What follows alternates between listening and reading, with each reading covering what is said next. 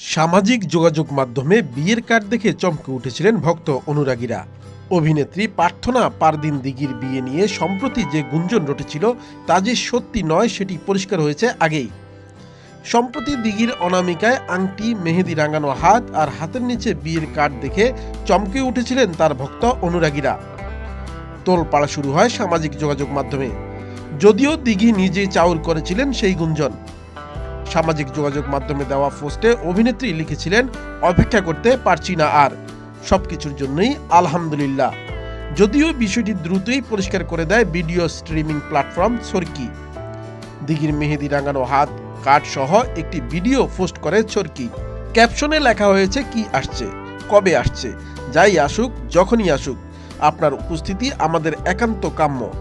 এতে স্পষ্ট হয় সত্যি সত্যি বিয়ের ফিরিতে বসেনি দিঘি, এটি তার পরবর্তী কাজের একটি বিজ্ঞাপন। কিন্তু এবার দিঘির বিয়ে সংক্রান্ত কন্টেন্ট নিয়ে সামাজিক যোগাযোগ মাধ্যমে সরব হলেন অভিনেত্রী নুসরাত ইমরোজ তিশা। চরকির সেই ভিডিওটি পোস্ট করে ক্যাপশনে লিখেছেন, দিঘির বিয়েতে সবাইকে আমন্ত্রণ।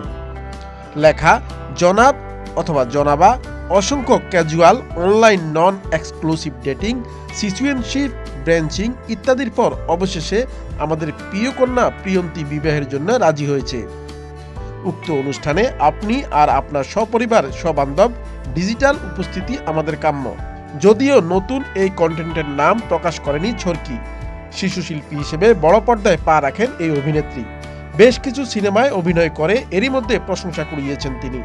শিশু শিল্পী হিসেবে 3বার জাতীয় চলচ্চিত্র পুরস্কারও পেয়েছিলেন দিঘি।